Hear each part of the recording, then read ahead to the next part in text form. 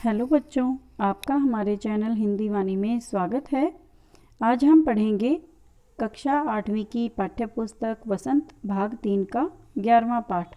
पाठ का नाम है जब सिनेमा ने बोलना सीखा तथा इस पाठ के लेखक प्रदीप तिवारी जी हैं। आइए हम पाठ पढ़ते हैं। जब सिनेमा ने बोलना सीखा। सिनेमा यानी चलचित्र जो हम देखते हैं, जैसे फिल्में जो हम देखते हैं उन्हें सिनेमा कहा जाता है, चलचित्र कहा जाता है। तो बच्चों, जैसा कि आप सब जानते हो, पहले हमारे देश में केवल मूक चलचित्र प्रचलित थे, यानी उनमें आवाज़ नहीं होती थी। तथा जब सिनेमा में बोलती हुई जो तस्वीरें हैं, जब वो प्रचलन में आई, तब वो सबके लिए एक आश्चर्य की वस्तु थी, अनोखी वस्तु थी, जिसे देखकर सब लोग हैरान हो जाते थे। यानी जब हिंदी फिल्म जगत में बोलने वाली फिल्में शुरू हुई या ऐसी तकनीक का प्रयोग किया गया जिससे लोग आपस में बातचीत करते हुए दिखाए जाने लगे, तब लोगों ने बहुत आश्चर्य किया तथा उसमें रुचि ली। अब हम पाठ पढ़ते हैं। वे सभी सजीव हैं, सांस ले रहे हैं, 100% बोल रहे हैं। 78 मुर्दा इंसान जिंदा हो गए, उनको बोलते बातें करते देखो। ये इस प्रकार की पंक्तियाँ देश की पहली सवाक यानी बोलती हुई फिल्म आलम आरा के पोस्टरों पर विज्ञापन की ये पंक्तियाँ लिखी हुई थी। ये जो सबसे पहली पंक्तियाँ हैं कि वे सभी सजीव हैं, सांस ले रहे हैं, 100% बोल रहे हैं, 78 मुर्दा इंसान जिंदा हो गए, उनको बोलते बातें करते देखो।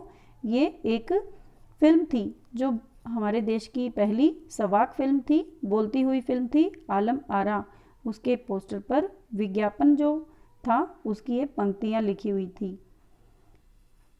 14 मार्च 1931 की वह ऐतिहासिक तारीख भारतीय सिनेमा में बड़े बदलाव का दिन था।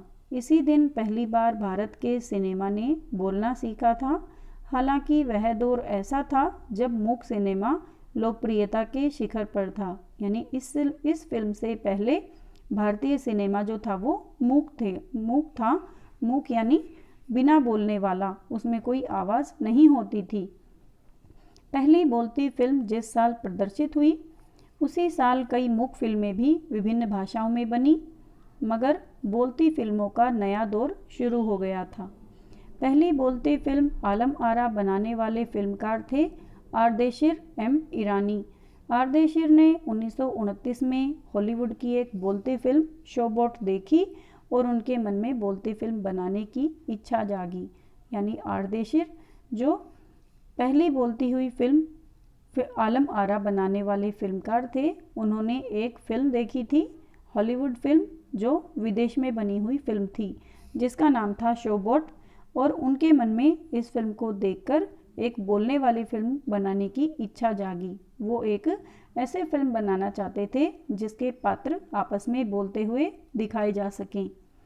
पारसी रंगमंच के एक लोकप्रिय नाटक को आधार बनाकर उन्होंने अपनी फिल्म की पटकथा बनाई। इस नाटक के कई गाने ज्यों के त्यों फिल्म में ले लिए गए। एक इंटरव्यू में आर्देशिर ने उस वक्त कहा था, हमारे पास कोई संवाद लेखक नहीं था, गीतकार नहीं था, संगीतकार नहीं था। इन सब की शुरुआत होनी थी, क्योंकि इससे पहले जो भारतीय सिनेमा में जो फिल्में होती थी वो सारी की सारी मूक थी, और मूक फिल्मों के लिए कोई भी गीतकार, संगीतकार और गायक नहीं होता था। इन सब की शुरुआत होनी थी। आर्देशिर ने फिल्म के गानों के लिए स्वयं की धुनें चुनी, यानी उनके स्वयं के बनाई हुई धुन चुन ली गई। फिल्म के संगीत में महज 3 वाद्य तबला, हारमोनियम और वायलिन का इस्तेमाल किया गया। आलम आरा में संगीतकार या गीतकार में स्वतंत्र रूप से किसी का नाम नहीं डाला गया। इस फिल्म में पहले पार्श्व गायक बने WM खान। पहला गाना था दे दे खुदा के नाम पर प्यारे, अगर देने की ताकत है। यह पहला गाना था। आलम आरा का संगीत उस समय डिस्क फार्म में रिकॉर्ड नहीं किया जा सका। फिल्म की शूटिंग शुरू हुई तो साउंड के कारण ही इसकी शूटिंग रात में करनी पड़ती थी। मूक युग की अधिकतर फिल्मों को दिन के प्रकाश में शूट कर लिया जाता था, मगर आलम आरा की शूटिंग रात में होने के कारण इसमें कृत्रिम प्रकाश की व्यवस्था करनी पड़ी, यानी लाइटों का प्रबंध किया गया। यहीं से प्रकाश प्रणाली बनी जो आगे फिल्म निर्माण का जरूरी हिस्सा बनी।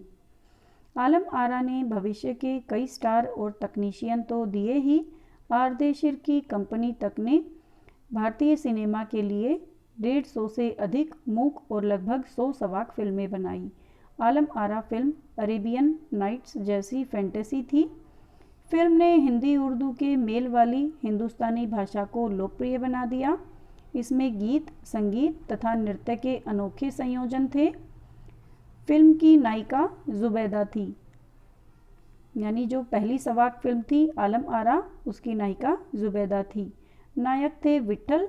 वे उस दौर के सर्वाधिक पारिश्रमिक पाने वाले स्टार थे, यानी वो सबसे ज़्यादा पैसे लेते थे एक हीरो के रूप में, एक नायक के रूप में। उनके चयन को लेकर भी एक किस्सा काफ़ी चर्चित है। विट्ठल को उर्दू बोलने में मुश्किलें आती थी। पहले उनका बतौर नायक चयन किया गया, मगर इसी कमी के कारण उन्हें हटाकर उनकी जगह महबूब को नायक बना दिया गया। विट्ठल नाराज हो गए और अपना हक पाने के लिए उन्होंने मुकदमा कर दिया।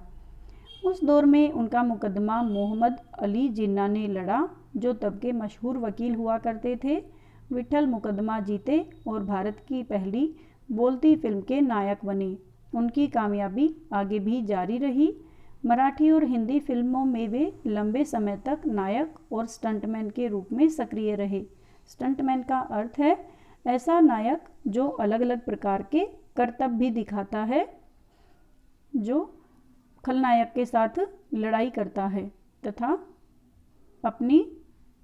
अपना जो है वर्चस्व उसे कायम रखता है, सबके सामने अपने आप को एक आदर्श के रूप में प्रस्तुत करता है। इसके अलावा आलम आरा में सोहराब मोदी, पृथ्वीराज कपूर, याकूब और जगदीश सेठी जैसे अभिनेता भी मौजूद रहे।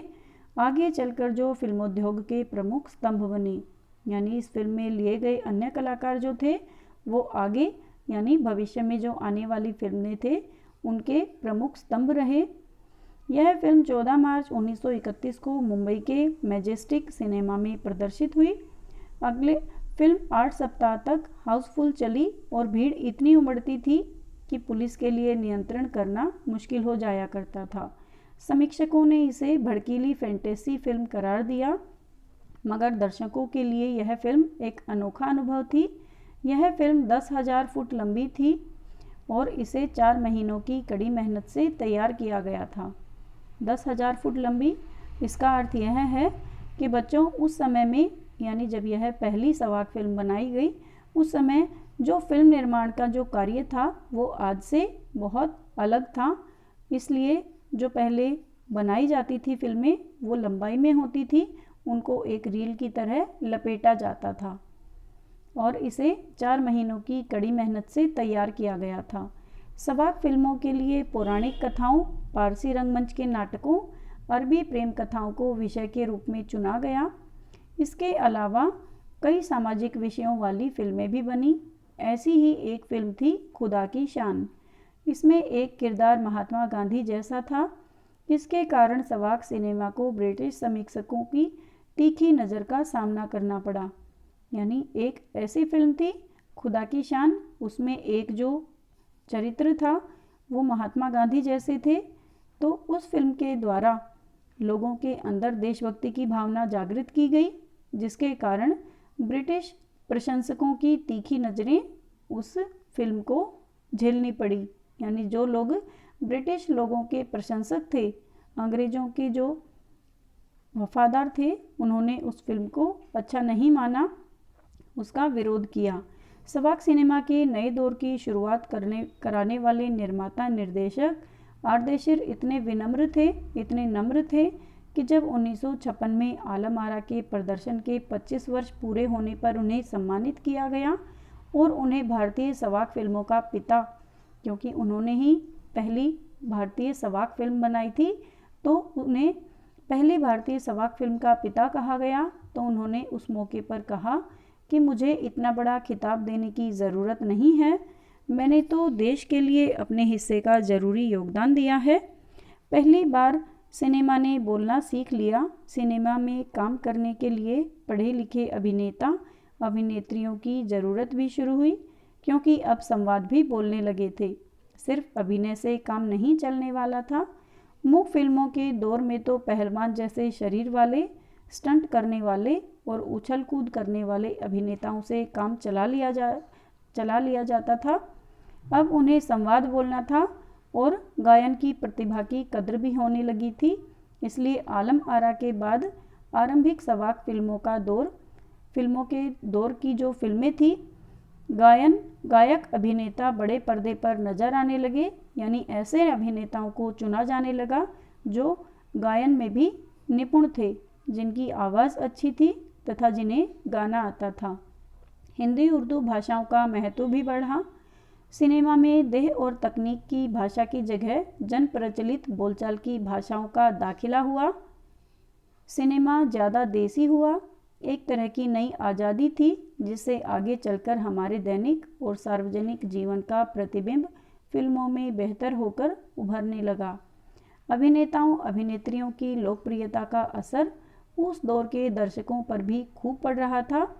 माधुरी नाम की फिल्म में नायिका सुलोचना की हेयर स्टाइल उस दौर में औरतों में लोकप्रिय थी। औरतें अपनी केश सज्जा उसी तरह कर रही थी। आर्देशिर ईरानी की फिल्मों में भारतीय के अलावा ईरानी कलाकारों ने भी अभिनय किया था। स्वयं आलम आरा भारत के अलावा अन्य देशों जैसे श्रीलंका, बर्मा और पश्चिम एशिया में भी पसंद की गई। भारतीय सिनेमा के जनक दादा साहब फाल्के को सवाक सिनेमा के जनक आर्देशिर ईरानी की उपलब्धि को अपनाना ही था, क्योंकि वहाँ से सिनेमा का एक नया युग शुरू हो गया था। यानी सवाक फिल्में जब बनाई जाने लगी, उससे पहले फिल्में कुछ अलग प्रकार की होती थी। उसमें जो अभिनेता थे उन्हें बोलना नहीं होता था तथा ना ही गाना होता था, ना ही किसी वाद्य यंत्र की आवाज़ शामिल होती थी। लेकिन जब आलम आरा पहली भारतीय सवाक फिल्म बनाई गई, उसके बाद फिल्मों का जो बनाने का तरीका था तथा जो अभिनेता तथा अभिनेत्रियां थी, उनका कार्य भी बदल गया और फिल्मों की रूपरेखा भी बदल गई और यह एक नया युग शुरू हो गया था, जो कि सवाक फिल्मों का था। उम्मीद है बच्चों आपको यह पाठ समझ में आ गया होगा। आपको यह वीडियो कैसा लगा हमें कमेंट करके ज़रूर बताएं तथा अपने दोस्तों के साथ ज़रूर शेयर करें। अगले भाग में हम इस पाठ से लिए गए अभ्यास के प्रश्नोत्तर पढ़ेंगे। धन्यवाद।